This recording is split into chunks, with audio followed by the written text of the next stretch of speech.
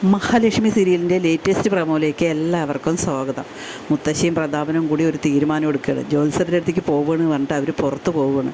അതിനുശേഷം സംസാരിക്കുകയാണ്. കരുണ മോളെ മഹിയോട് സ്നേഹിക്കുകയാണെന്ന് തോന്നിപ്പിക്കണം, എങ്കിൽ മാത്രമേ നമ്മുടെ കാര്യങ്ങളെല്ലാം നടക്കുകയുള്ളൂ. അത് കാരണം കരുണ മോളോട് എല്ലാ കാര്യങ്ങളും വിളിച്ച് പറയണം. അതേപോലെ തന്നെ മോഹിനിക്കും അത് തോന്നണം. അവളെ നമ്മൾ ഒരുപാട് സ്നേഹിക്കേണ്ടതെന്ന് തോന്നണം, എങ്കിൽ മാത്രമേ നമ്മുടെ പദ്ധതികൾ മുന്നോട്ട് പോകുകയുള്ളൂ എന്ന് മുത്തശ്ശിയും പ്രതാപനും കൂടി തീരുമാനിക്കുകയാണ്. അതിനുശേഷം അവർ ജ്യോത്സ്യരുടെ അടുത്ത് പോയതുപോലെ തിരിച്ചു വരികയാണ്. വന്നതിന് ശേഷം മോഹിനിയോട് പറയുകയാണ്, ജ്യോത്സ്യർ പറഞ്ഞു ഇനി എന്തായാലും ശരി കരുണമോള് മഹിയുടെ പാദസേവ ചെയ്യണം, എങ്കിൽ മാത്രമേ അവൾക്ക് നന്നായിട്ട് കുഞ്ഞു പറക്കുള്ളൂ പറഞ്ഞ്. അതുകൊണ്ട് ഇന്ന് മുതൽ കരുണമോള് മാത്രമല്ല ഞാനും പ്രതാപനും എല്ലാം നിൻ്റെ മോളെ ഇനി ഒരുപാട് സ്നേഹിക്കുകയാണ്, സ്നേഹം കൊണ്ട് മൂടുകയാണ് എന്നിങ്ങനെ പറയണം കേട്ടോ. ഇവർ രണ്ടുപേരും പറയുമ്പോൾ തന്നെ മോഹിനിക്ക് സംശയം തോന്നുന്നുണ്ട്, ഇത് ശരിക്കാണോ അതോ വെറുതെ പറയണോ എന്ന്. പക്ഷേ അവരുടെ പെരുമാറ്റവും പറച്ചിലും എല്ലാം കറക്റ്റായിരിക്കും കേട്ടോ.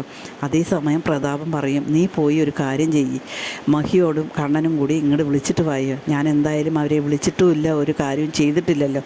ഏതായാലും ശരി, നീ പോയി അവർ രണ്ടുപേരെയും ഇങ്ങനെ വിളിച്ചിട്ട് വാ എന്നിങ്ങനെ പറയണം മോഹിനിയോട്. അതേസമയം അത് കേൾക്കാത്ത താമസം മോഹിനി സന്തോഷത്തോട് കൂടിയിട്ട് കമലേശ്വരത്തേക്ക് പോവുകയാണ് കേട്ടോ. കമലേശ്വരത്ത് പോയിട്ട് മഹിയോട് ഇങ്ങനെ പറയണം, മോളെ നീയും കണ്ണനും കൂടി വീട്ടിലേക്ക് വരണം, അച്ഛനും മുത്തശ്ശിയാണ് പറഞ്ഞിരിക്കുന്നത്, അവരുടെ സ്വഭാവമൊക്കെ മാറി എന്നിങ്ങനെ പറയണം കേട്ടോ.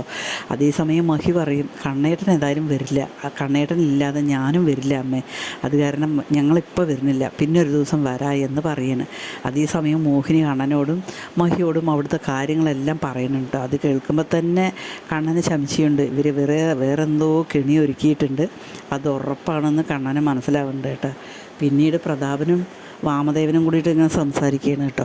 എന്തായാലും ശരി, നാളത്തോടെ കണ്ണൻ്റെ അവസാനമാണ് എന്നിങ്ങനെ പറയുന്നത്. അതേസമയം വാമദേവൻ പറയുന്നുണ്ട്, കണ്ണനെ വെറും പൊട്ടനൊന്നുമല്ല, അവനെല്ലാ കാര്യങ്ങളും അവനറിയും, അവൻ മരമണ്ടനൊന്നുമല്ല, അവൻ ഏറ്റവും കൂടുതൽ കുർശാദ് ബുദ്ധിയുള്ളവനാണ് അവൻ.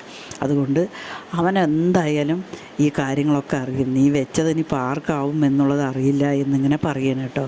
അതേസമയം മോഹിൻ്റെ കൂടെ മഹിയും കണ്ണനും വരില്ല. ഏതായാലും കണ്ണന് വെച്ച കെണിയിൽ കണ്ണൻ ഒരിക്കലും പെടില്ല എന്നുള്ളത് സത്യമായ കാര്യമാണ്.